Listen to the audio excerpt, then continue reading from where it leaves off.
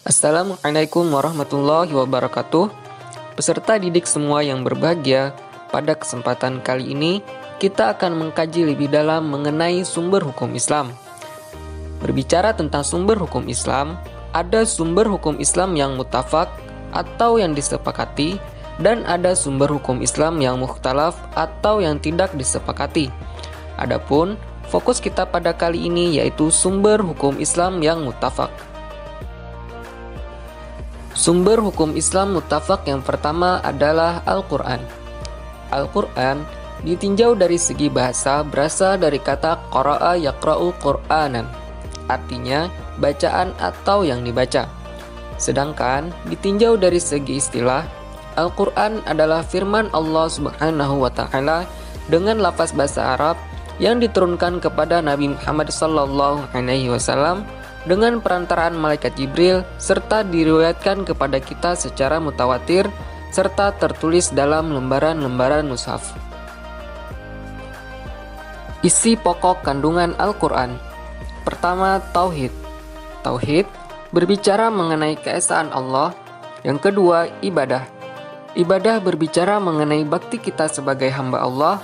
Yang ketiga, janji dan ancaman, berbicara mengenai agar kita selalu mengerjakan perintah dan menjauhi larangan.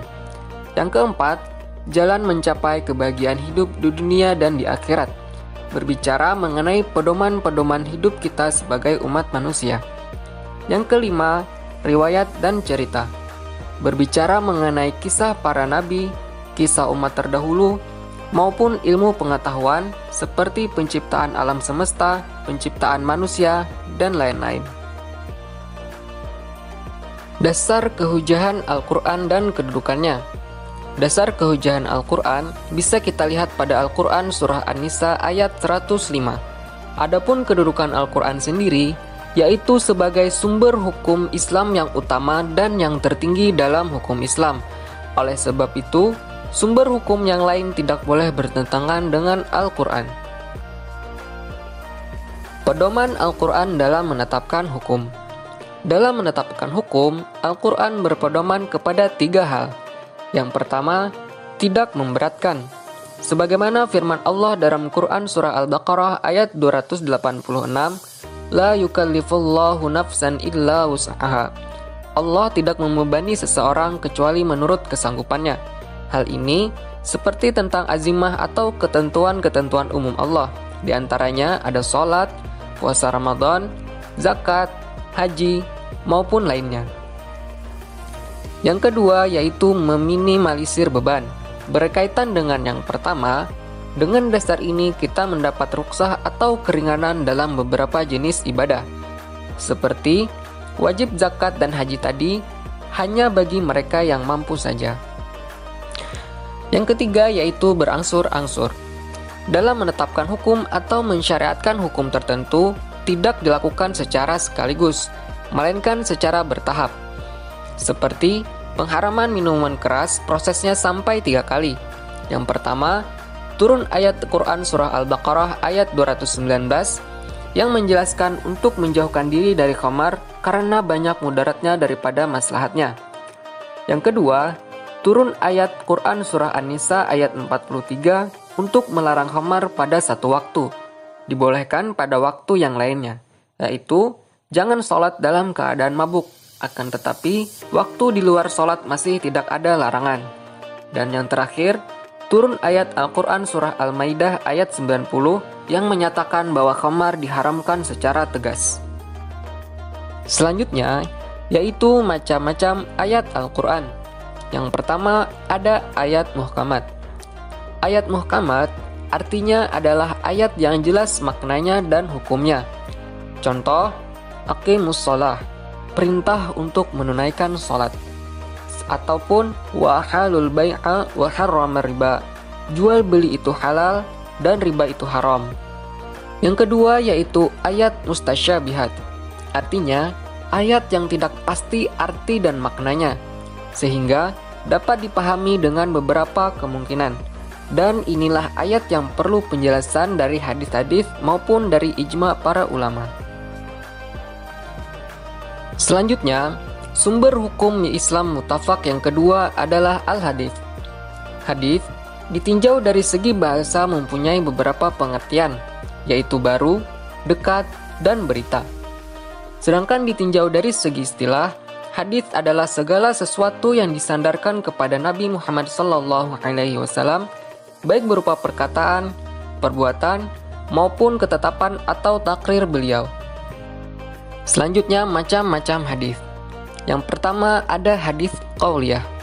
Hadits qauliyah adalah hadis-hadis yang berupa perkataan yang diucapkan langsung oleh Nabi Muhammad SAW. Contoh, bahwasanya sahnya amal perbuatan itu tergantung pada niatnya, dan seseorang hanya memperoleh dari apa yang dia niatkan. Hadis riwayat Bukhari dan Muslim. Yang kedua yaitu hadis fi'liyah, yaitu hadis-hadis yang berkaitan dengan perbuatan yang dilakukan oleh Nabi Muhammad SAW. Contoh, salatlah kalian sebagaimana kalian melihat aku salat.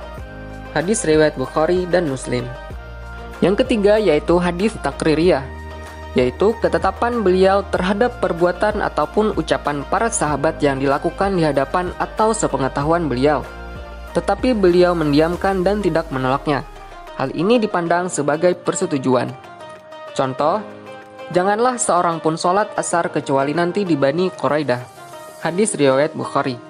Dalam hal ini, sebagian sahabat sholat sebelum sampai di Bani Quraidah, sebab mereka memahami maksud sabda Nabi tersebut agar para sahabat bergegas sampai ke Bani Quraidah sebelum waktu asar.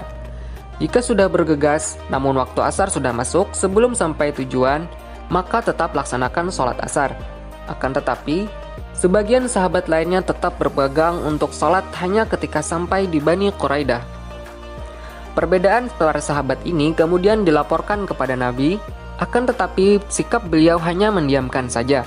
Artinya, hal ini dibenarkan keduanya daripada pandangan sahabat tadi itu dibenarkan oleh Nabi.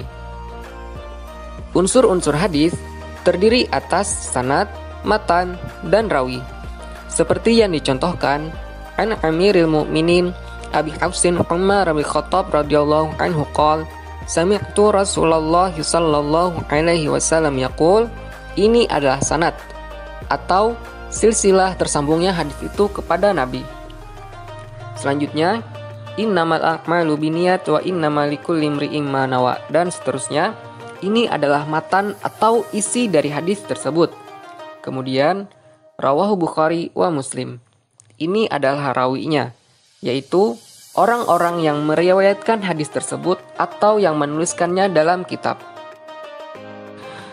Dasar kehujahan hadis dan kedudukannya sebagai sumber hukum Islam bisa kita lihat dalam Al-Quran surah An-Nisa ayat 136 yang artinya, wahai orang-orang yang beriman, tetaplah beriman kepada Allah, Rasul-Nya, dan kitab Al-Quran yang diturunkan kepada Rasul-Nya.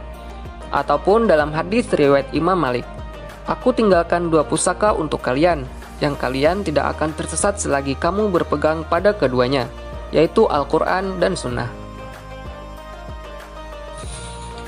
Untuk fungsi hadis itu sendiri ada 3. Yang pertama yaitu bayanut takrir, yaitu menetapkan dan menguatkan Al-Quran. Seperti contohnya, apabila kalian melihat bulan, maka berpuasalah.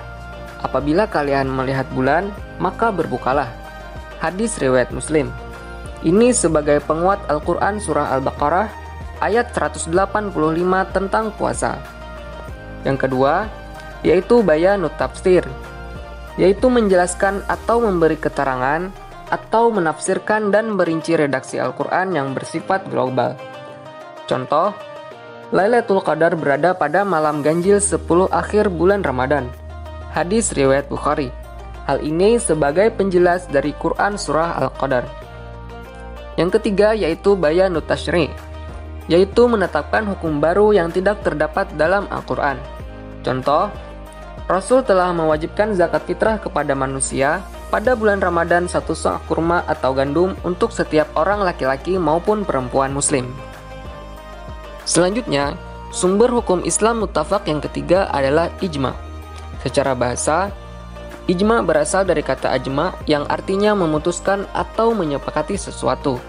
Adapun secara istilah, ijma' ialah kesepakatan para mujtahid umat Islam pada suatu masa atas sesuatu perkara hukum syara. Adapun kedudukan ijma' itu sendiri dalam hukum Islam, yaitu sebagai sumber hukum ketiga setelah Al-Quran dan hadis. Jika suatu hukum tidak ada dalam Al-Quran maupun hadis, maka ditetapkan berdasarkan kesepakatan para ulama, akan tetapi tetap berpedoman pada Al-Quran dan hadis. Selanjutnya, rukun dan syarat ijma'. Yang menjadi rukun ijma' hanya satu, yaitu kesepakatan ulama. Apabila tidak ada kesepakatan, maka itu bukan ijma'. Kemudian syarat ijma' yang pertama yaitu haruslah orang yang melakukan ijma' itu dalam jumlah yang banyak. Yang kedua, seluruh mujtahid menyetujui hukum syara yang telah mereka putuskan dengan tidak memandang negara, kebangsaan, dan golongan mereka. Yang ketiga, kesepakatan hendaklah dilakukan oleh mujtahid yang bersifat dan menjauhi hal-hal yang bid'ah. Yang keempat, mujtahid yang melakukan kesepakatan mestilah terdiri dari berbagai daerah Islam. Dan yang kelima, kesepakatan itu haruslah tercipta dari masing-masing mereka secara tegas terhadap peristiwa itu, baik lewat perkataan atau perbuatan. Selanjutnya yaitu macam-macam ijma'. Dari segi memperolehnya, ijma' terbagi dua. Yang pertama yaitu ijma' sharih. Ijma' sharih yaitu adalah kebulatan yang dinyatakan oleh mujtahidin dengan tegas dan jelas. Yang kedua ada ijma' sukuti, yaitu seorang mujtahid berpendapat dan diketahui mujtahidin lainnya, tetapi mereka tidak menyatakan persetujuan ataupun bantahannya. Adapun ijma' dari segi penunjuknya atau dalalahnya, ijma' terbagi dua. Ada ijma' qat'i, yaitu hukum yang ditunjuk sudah dapat dipastikan kebenarannya, sehingga tidak perlu diperdebatkan lagi dan tidak perlu diijtihadkan kembali. Yang kedua, yaitu ijma' zanni, yaitu hukum-hukum yang dihasilkan kebenarannya bersifat relatif atau masih bersifat dugaan, atau juga masih bisa berubah. Itulah yang disebut dengan ijma' zanni. Selanjutnya yaitu sumber hukum Islam muttafaq yang keempat atau yang terakhir yaitu qiyas. Qiyas ditinjau dari segi bahasa berasal dari kata qasa yaqisu qiyasan yang berarti pengukuran.